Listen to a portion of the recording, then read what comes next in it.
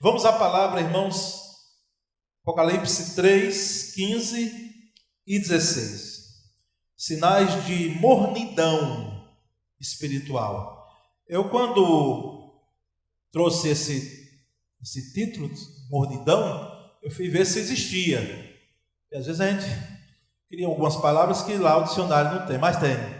Então, sinais de mornidão. E depois fui ver na internet alguma coisa, livro um outro que tinha nesse tema, mas na internet já tem também algumas questões, embora às vezes cópias, né? São cópias já de textos. Então, o que trago aqui está baseado nesse texto de Apocalipse 3, 15 e 16. Eu vou ler em duas versões, tá certo? E elas estão na tela. A primeira delas diz assim: conheço as tuas obras, que nem és frio nem quente. Quem dera fosses frio ou quente. Assim, porque és morno e nem és quente nem frio, estou a ponto de vomitar-te da minha boca. Outra versão um pouco mais atualizada: sei de tudo que você faz. Você não é frio nem quente. Desejaria que fosse um ou outro, mas porque é como água morna, nem quente nem fria, eu o vomitarei de minha boca. Amém ou misericórdia, irmãos? Vamos dizer que amém, porque é a palavra, né?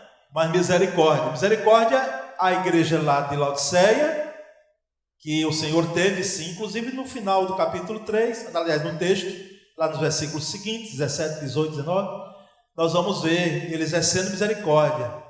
Arrepende-te, né? Deixa lá claro, deixa o caminho, arrepende-te. Diz que estou à porta e bato, estou de fora, do lado de fora, mas a igreja é minha, a igreja de Laodiceia é minha, mas eu estou do lado de fora, mas estou batendo. Se alguém abrir a porta eu vou entrar, e vai ser uma comunhão maravilhosa, né, do Senhor da igreja com a igreja. Irmãos, a cidade de Laodiceia, é bom os irmãos terem um pano de fundo, né, histórico dessa localização dessa cidade.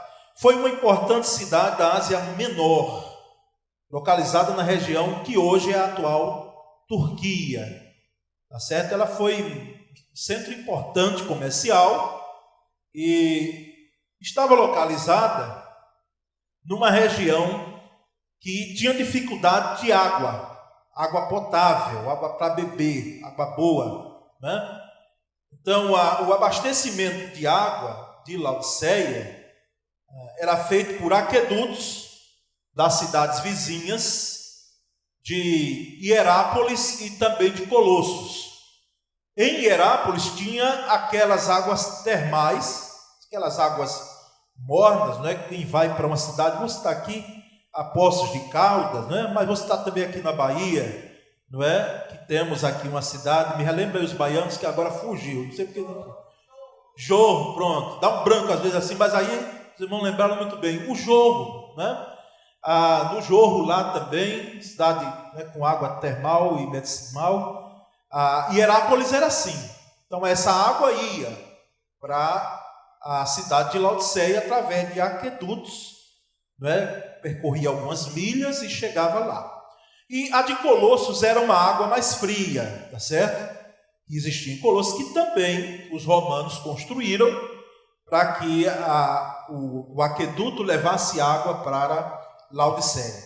Então era uma cidade importante, centro comercial, estrategicamente bem localizada, mas com a dificuldade de água. Aí a gente começa, para quem não sabia, porque alguns irmãos, eu quero crer que até a maioria, né, já sabia desses comentários, fruto, né, daquilo que se diz daquela época, nos comentários bíblicos que temos, na literatura que temos. Então, a gente já começa a entender um pouco da relação figurada de que Jesus, que disse para João enviar uma carta para essa igreja, ele queria dizer àquela igreja. E chegando em Laodiceia, a água se tornava morna, não é? A de Herápolis naturalmente já vinha naturalmente morna, mas até a de Colossos, porque nesse tempo não tinha jamais se pensar em geladeira ou algo parecido, né? A de Colossos também, no trajeto, ela ficava morna pelo trajeto.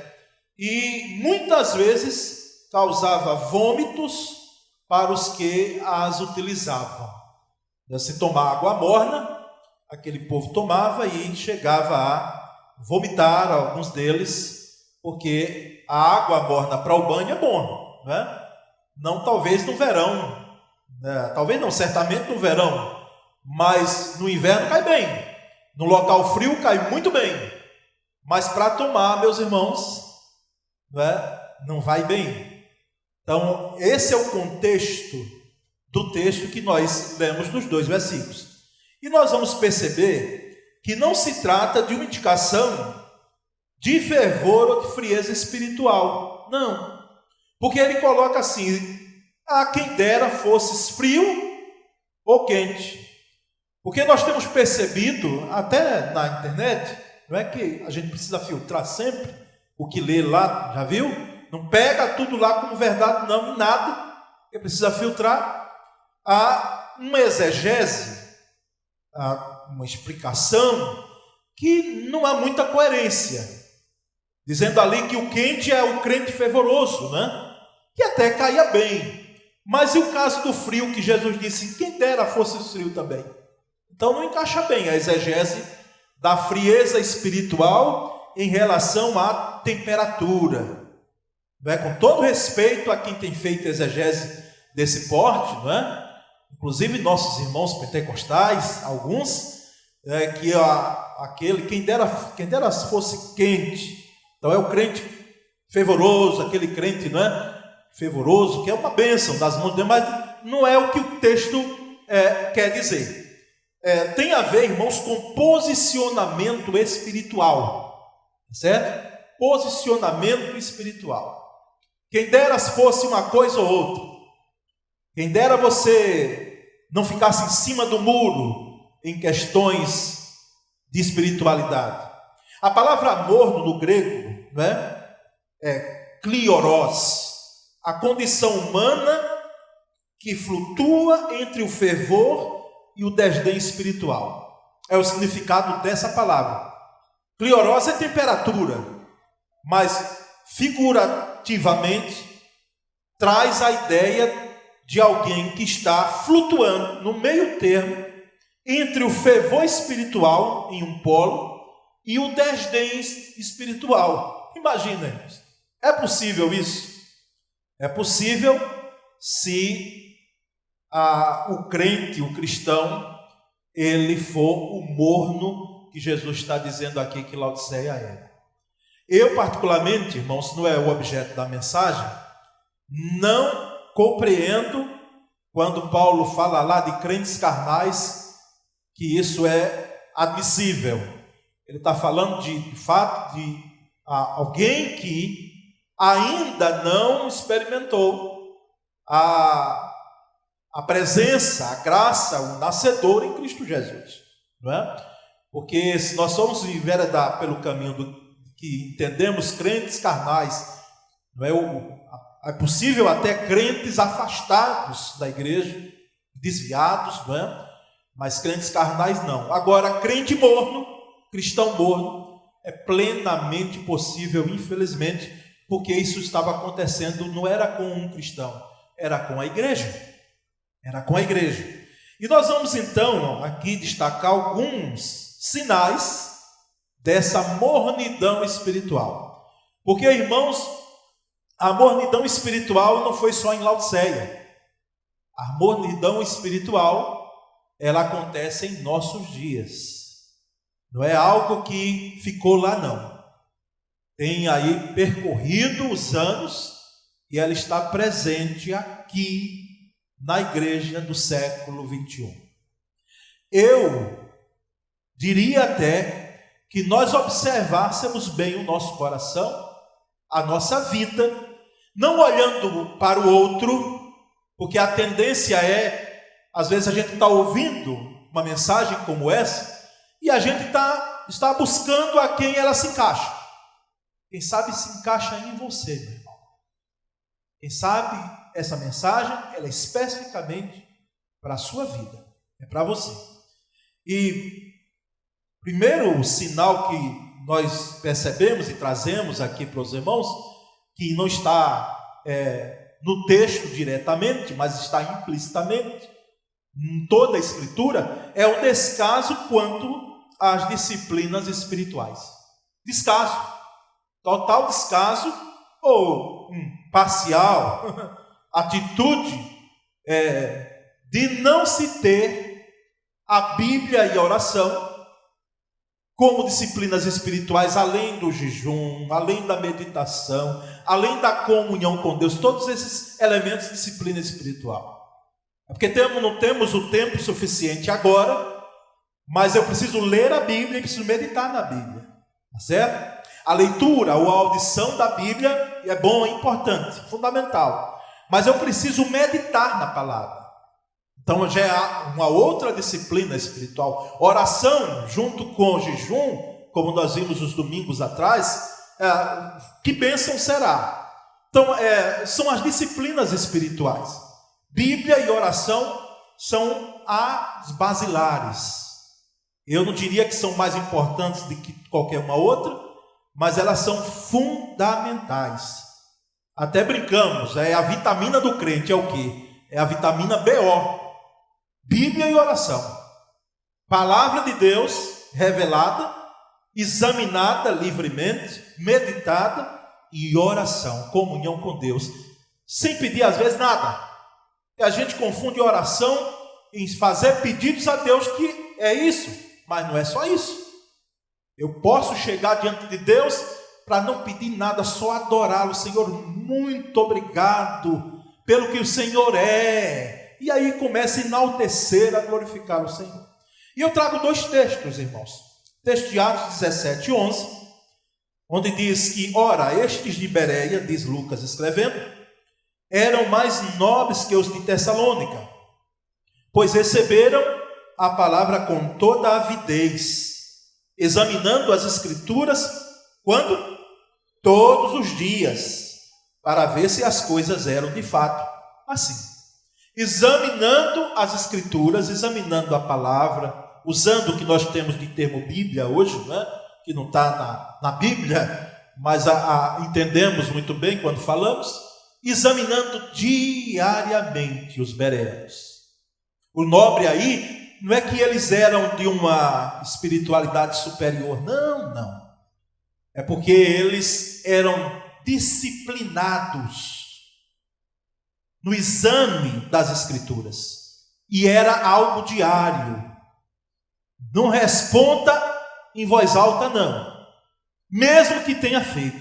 Mas você leu a Bíblia esta semana que passou? Leu ou não leu? Você leu pelo menos um dia, 2, 3 dias? Se não leu, se não ouviu, porque hoje nós temos recursos vários para ouvir, você precisa ler, você precisa examinar. Então a Bíblia, ela é fundamental para que possamos fazer uso todos os dias. Se, irmãos, ela é alimento, como é que eu me alimento 3 vezes por dia, e alguns como eu vão um pouquinho mais, com aqueles lanchezinhos ali, né, no meio das refeições? Eu vou me contentar e ler a palavra só nos cultos. E muitas vezes, eu sei que nós estamos usando um recurso tecnológico, mas em nome de Jesus, não fica viciado, entre aspas, né? Em ficar só lendo aqui na tela, não. Lê em casa a palavra, ouve a palavra, medita na palavra. Em relação à oração, Efésios 6,18, o texto diz, com toda oração e súplica, orando, quando? Em todo tempo, no Espírito, e para isto vigiando com toda perseverança e súplica por todos os santos, orando em todo o tempo, e não apenas antes das refeições. ou não apenas quando as coisas estão difíceis, orando em todo o tempo, no Espírito. Ou seja, eu posso orar em todo o tempo, no Espírito. Eu não preciso, muitas vezes, nem parar e fechar os olhos, como nós temos de costume, mas posso orar de olhos abertos, como nós oramos aqui na praça, na mesa de oração que tivemos. Precisava ler alguns pedidos ali, fui lendo e orando. Lembro no tempo que visitávamos Manicômio em João Pessoa, quando seminarista, e já fiz menção aqui que a orientação era orar de olhos abertos.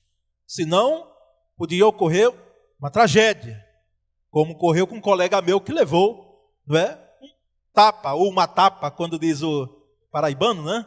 Uma tapa de algum interno lá, porque ele estava ali na condição, né, de tratamento psiquiátrico, etc, etc. Então, orando em todo o tempo.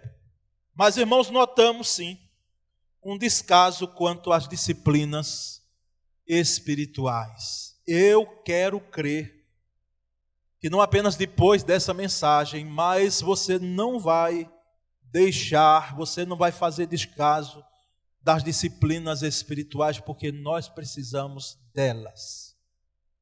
Nós necessitamos delas.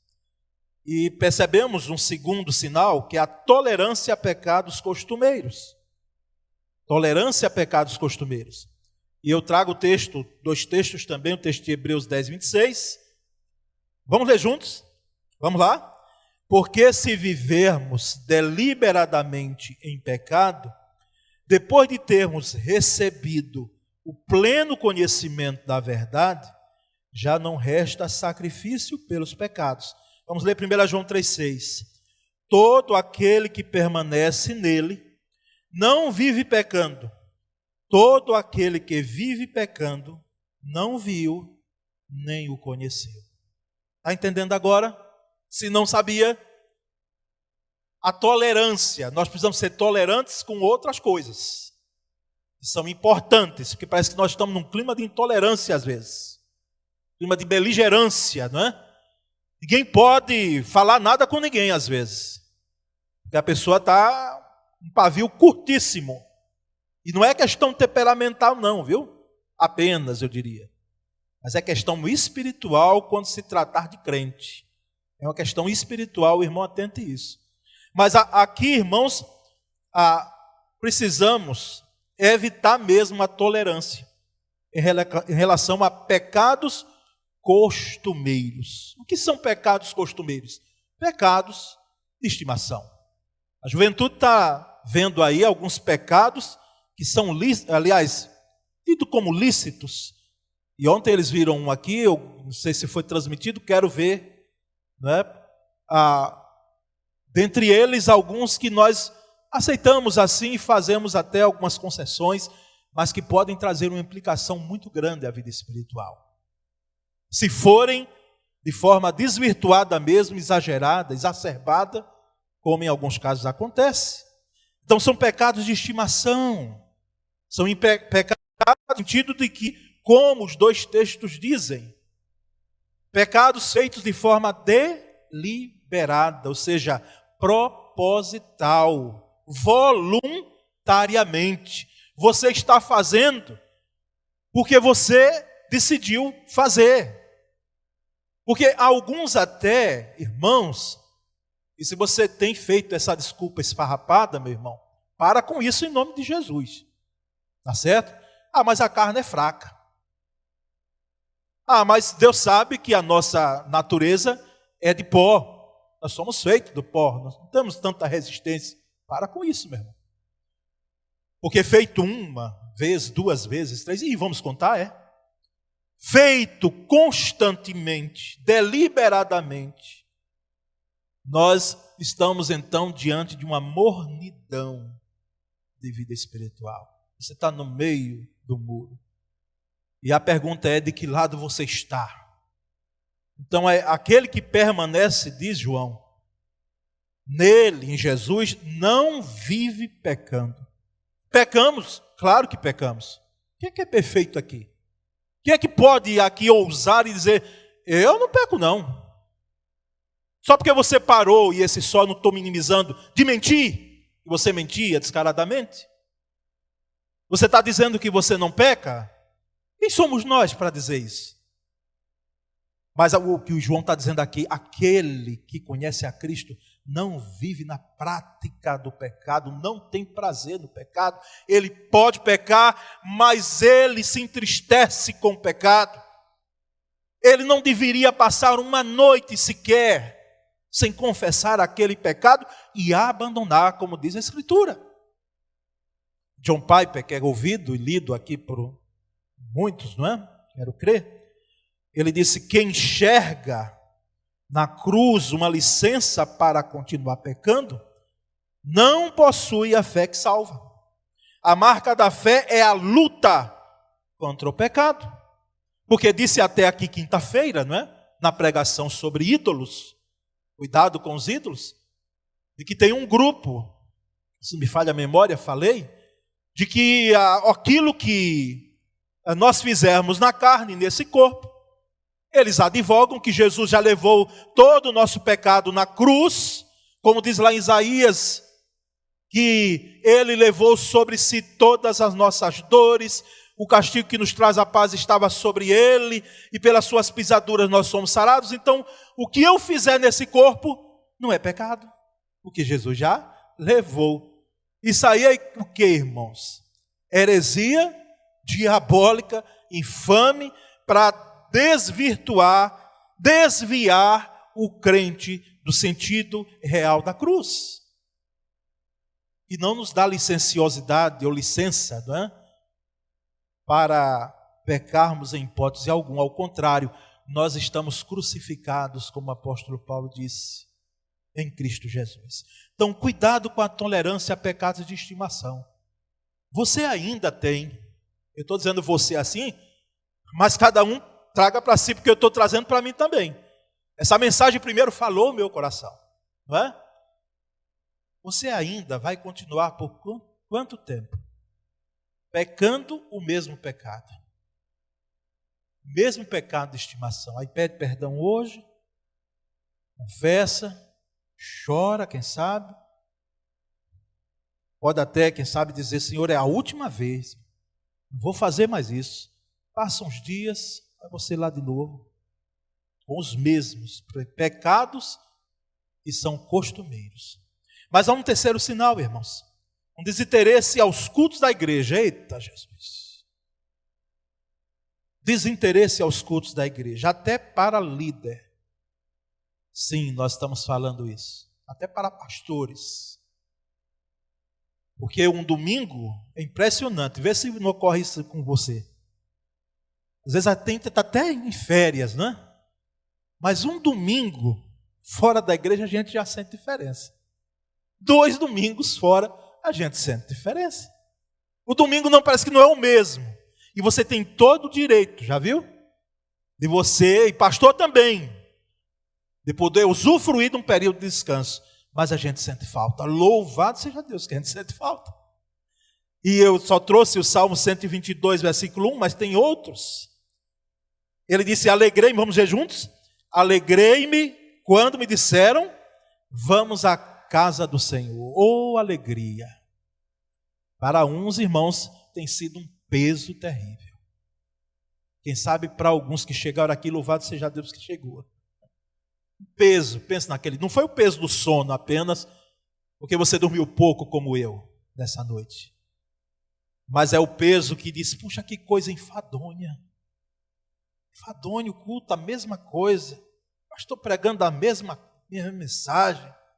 As mesmas coisas, aqueles mesmos músicos. E é um peso, irmãos, um peso, enfadonho. Em Hebreus 10, 25, lembramos o que o escritor disse?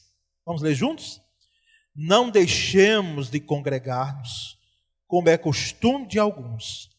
Antes façamos admoestações, e tanto mais quanto vedes que o dia se aproxima. Aqui eu tive o cuidado de rever, porque eu já sabia, nós já sabíamos. Mas eu digo: Senhor, eu vou ver lá se é culto público mesmo. Eu vou ver esse sentido de congregar-nos. E irmãos, a ideia do culto público, como nós estamos fazendo aqui. Não deixemos de congregar-nos. Você pode até, porque hoje é uma questão até financeira, sim. Às vezes vim pela manhã, não vim à noite, porque paga o transporte, etc., questões outras. Tudo bem, está tudo bem. Mas é sobre isso que nós estamos colocando aqui. Esse sinal, irmãos, se trata de alguém que tem o culto como peso.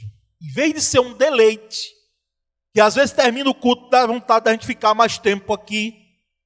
Porque depois de nossa casa em primeiro lugar, nossa família, deve ser assim. Depois de nossa casa, o melhor lugar deve ser esse aqui. Esse aqui. Nessa manhã, o que é que nós fazemos no domingo? Não temos outra coisa a fazer, a não ser aqui. Depois a gente vai almoçar, tem a tarde de descanso, mas aqui há um deleite, há uma alegria de nós estarmos aqui. Desinteresse aos cultos da igreja. Desinteresse aos cultos da igreja. É um sinal preocupante. Mas há um outro sinal, um quarto sinal. Negligência quanto à entrega de dízimos e ofertas. Negligência. Malaquias 3,10, texto conhecido. Eu sei que alguém pode dizer, mas de novo, antiga aliança, lá na lei. Não é? Quero lembrar a você que a lei cerimonial ela já foi. Nem judeu hoje pratica, exceto alguns rituais próprios da religião judaica. Mas os princípios da lei, esses ficaram. E esses nós cumprimos.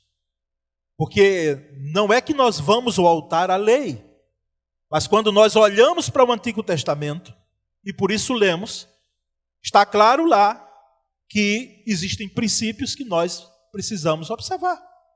E trazei todos os dízimos da casa do tesouro para que haja mantimento na minha casa.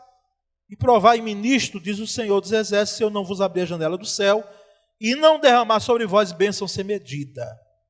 Texto clássico, conhecido, que algumas religiões, aliás, segmentos evangélicos, inclusive, pegam aqui só. Temos 2 Coríntios 9,7 em relação a ofertas, cada um contribua segundo tiver proposto no coração, não com tristeza ou por necessidade, porque Deus ama quem dá com alegria. Aqui, em relação especificamente à oferta.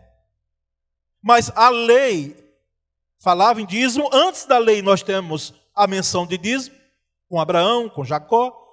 Depois da lei, Cristo dizendo aos fariseus, olha, vocês deviam entregar lá em Mateus 23, 23. Vocês deviam entregar assim o dízimo do endo, do cominho, tal. Deviam fazer isso, mas também deviam praticar misericórdia. Veja que Cristo não combate o dízimo. Ele não vem abolindo o dízimo, não. Ele critica o fariseu, porque entrega o dízimo, mas esquece da misericórdia. Então, negligência quanto à entrega de dízimos e ofertas. Louvado seja Deus, irmãos, porque aqui, na igreja, nós não recebemos a ajuda e nem podemos do Estado. E não concordamos quando o Estado está atrelado à religião. Onde o imperador, o rei, ele é o chefe da igreja. Não concordamos com isso. Aqui é sustentado pela contribuição dos membros e congregados da igreja. E que nos faz adquirir a compra de um elevador, que foi caro, mas está ali. Nos faz fazer a reforma da fachada, que estava feia, não é? E precisando. E de tantas outras coisas que nós vamos aqui cuidando, adquirindo e fazendo, né, a parte espiritual da igreja. Mas há um outro sinal, irmãos. Sim, vou lembrar. Não compactuamos com promessas vãs de prosperidade para os que contribuem. Tá certo? Traga o dízimo e a oferta que Deus vai lhe fazer isso, não sei o que lá. Traga esse carro porque você vai acontecer isso, ele vai lhe dar um melhor. Não compactuamos com isso. Não compactuamos. Dizimamos por obediência à Bíblia, por consciência da necessidade da obra, e pela alegria de contribuir, a alegria de dar. Nós continuamos crendo num Deus que nos ama, que nos tem como filhos pela sua graça, possuindo ou não fartura de bens materiais, ou até de saúde. Mas dízimo e oferta não é barganha de Deus, para você entregar, devolver, e Ele lhe abençoar porque você está fazendo isso. Não, nós não fazemos, não compactuamos com isso. Mas há um outro sinal, irmãos, já correndo aqui, né? Para finalizar essa palavra bíblica. Menosprezo à igreja local é um sinal de mornidão espiritual. Desprezo ou menosprezo, né? E além do desprezo já ser grave, aqui diminui, minimiza o valor da igreja local, da igreja que a pessoa participa. Começa a ver apenas defeitos e problemas na igreja. Eu, quando preguei sobre os desigrejados, creio que há 2 anos atrás, ou 1 ano e meio, esse tópico aqui nós trouxemos. Pessoas que veem apenas defeitos na igreja, problemas na igreja. E ela, mesmo sendo membro da igreja, ela faz uma crítica, não é construtiva não. Porque a crítica construtiva, o próprio nome do próprio termo já diz. É um menosprezo, é uma crítica desconstrutiva à igreja. E que ela, é porque às vezes não se tem a leitura disso, ela está dizendo, mas aqui nesta igreja, já diz assim, ó, nesta igreja, faz isso e faz aquilo, ou seja, eu estou fora da igreja. Porque não é pecado você dizer, aqui na minha igreja, eu como igreja, temos feito isso aqui, isso, que precisamos melhorar. É diferente. E é bom analisar se é verdade mesmo. Porque a sua ótica pode ser uma ótica que não seja a realidade do fato. É a sua realidade.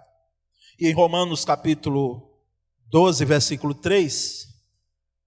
diz assim, com base na graça que recebi, dou a cada um de vocês a seguinte advertência: não se considerem melhores do que realmente são. Antes sejam honestos em sua autoavaliação, honestos. Medindo-se de acordo com a fé que Deus nos deu. Não se considerem melhores do que realmente são.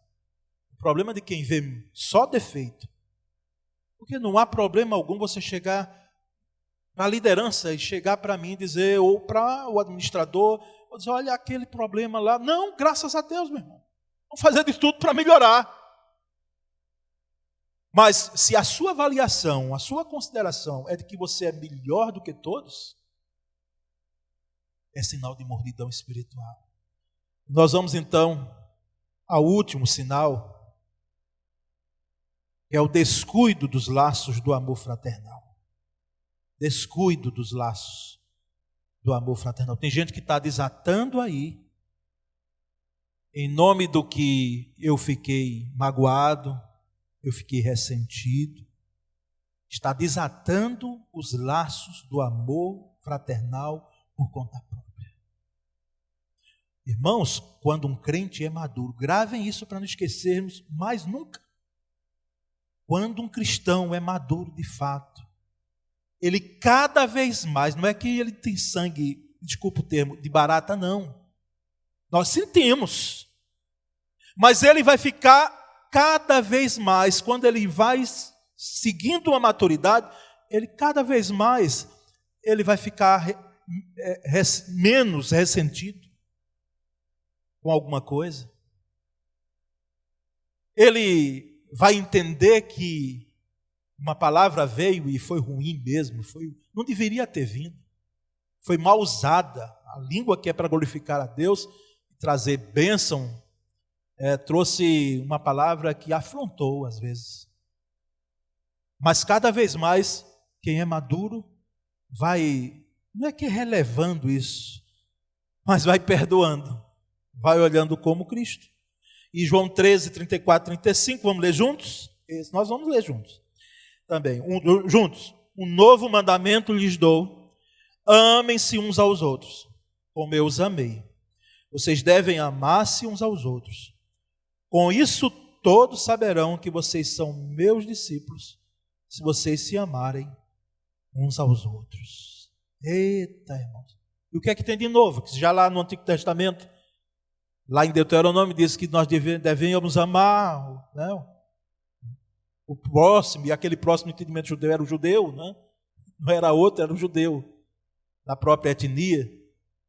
Um novo mandamento aqui, analise por favor, comigo. Um novo mandamento lhes dou, amem-se uns aos outros. Repetiu o Deuteronômio, certo? Agora vem o peso. Como eu os amei. Como é que Jesus nos amou? Como é que Jesus nos amou? Inclusive, eu pregando domingo passado, quero deixar claro que o amor é incondicional. A salvação não. Não confunda amor de Deus com salvação. A salvação é condicional. Por que é condicional? Porque há uma só ponte que se deve passar, que é Cristo. Mas o amor de Deus, ele foi derramado em nossos corações. Ele decidiu amar antes que nós pudéssemos ser dele. Nos amou primeiro. E Tertuliano, fecho com essa expressão do Tertuliano, que é chamado um dos pais da igreja, ali pelo século 200, aliás, o segundo século, 200 depois de Cristo, né? Século 200. 200 depois de Cristo. Tertuliano disse: vejam como eles amam uns aos outros, fazendo a citação do que os de fora da igreja falavam dos cristãos. Vejam como eles amam uns aos outros. Vejam como eles estão dispostos até mesmo a morrer uns pelos outros. E aí a gente entende o peso disso aqui, desse descuido dos laços do amor fraternal sendo desatado à torta e à direita. Porque Jesus disse que aquele que é amigo, e ele diz que nós somos amigos, olha que bênção, porque ele é nosso Senhor. Ele nos chama servo, mas tem nos chamado amigo, porque tudo quanto ouvi de meu Pai, estou fazendo vocês conhecerem. Mas aquele que é amigo dá a vida pelo outro. Irmãos, nós damos a vida pelos nossos filhos. Damos ou não damos? Diga aí, se você não dá. Eu dou por Isaac e Poliana. E Sônia dá. E aqui cada mãe e pai dá. Os avós, certamente. Mas dá vida pelo amigo, pelo irmão. Você está entendendo a implicação para nós? Jesus aqui deixou a gente aqui. Nós só temos uma opção. Ou dizemos, olha, o que nós falamos aqui e cantamos é só de boca para fora. Ou, de fato, nós agora vamos sair dessa questão aí de mornidão. Em nome de Jesus, não fazemos parte disso. E nós vamos tomar um posicionamento diante do Senhor, porque nós somos de Cristo Jesus. Então, o descuido dos laços do amor fraternal, eles precisam ser reparados. Os laços que estão desatados precisam ser reatados. Em nome de Jesus. Em nome de Jesus, para a saúde da igreja. E para que os de fora da igreja, eles dizam como eles se amam, como disse Tertuliano. Como eles se amam. Como eles se amam. Amém, irmãos? Amém. Então, os irmãos entenderam. Nós entendemos, né? Então, vamos observar. Vamos ficar em pé. Oração e bênção. Estamos encerrando o culto dessa manhã. Quero compartilhar com os irmãos esse esboço, certo? Para que você observe, ainda durante essa semana, o que nós recebemos nessa manhã. Senhor, muito obrigado. Obrigado, Senhor, porque aqui nós estamos congregados. Obrigado pelo privilégio que temos, Senhor. Uma nação com tantas mazelas sociais e econômicas, sim. Mas uma nação livre para professarmos o que cremos. Muito obrigado, Senhor.